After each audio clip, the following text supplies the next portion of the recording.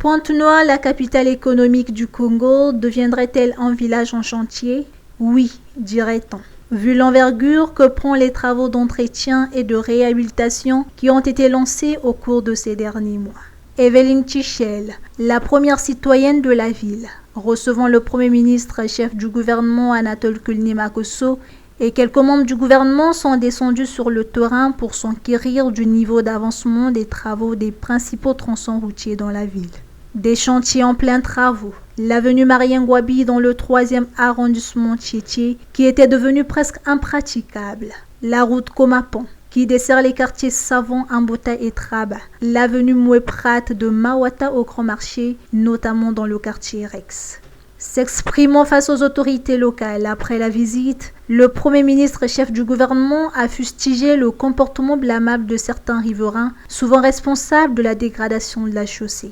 En outre, il a déploré l'abandon ou l'arrêt de quelques chantiers routiers par certaines entreprises en charge des travaux. Avec les autorités locales, le gouvernement verra ce qui est plus urgent en vue d'aménager quelques routes pendant cette saison sèche. La gouvernance d'une ville exige 3 critères, notamment l'hygiène, la sécurité et l'assainissement, a indiqué Anatole Koulibaly. Après la ville, la délégation s'est rendue dans le village Mboukou. Visiter le site où a été découvert le grès bitumineux, propice à la fabrication du goudron.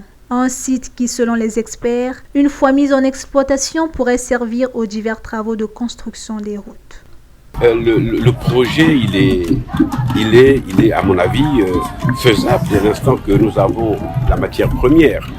Nous avons la matière première, c'est ce qui est le plus important, c'est la matière première.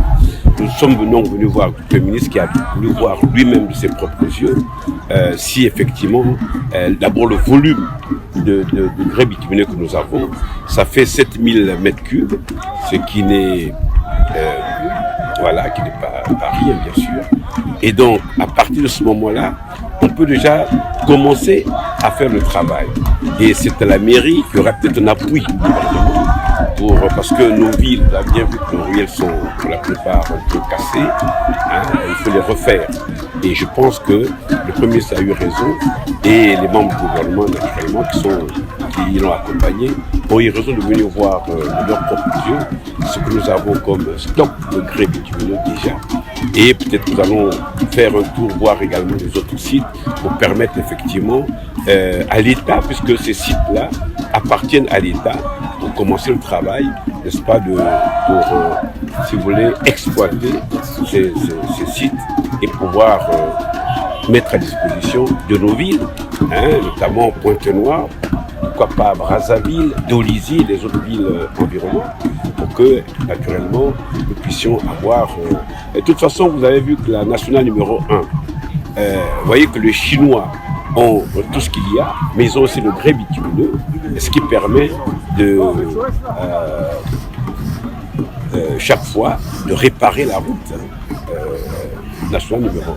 De même, le chef du gouvernement est descendu dans les ateliers de la société Socofran, constater avec amertume l'état dans lequel se trouve le matériel qui servait jadis de concassage et de fabrique du bitume pour le compte de la dite société. Le point final de la visite, l'avenue Tister-Tikaya, dont les travaux avaient connu un début, mais stoppé net pour plusieurs raisons.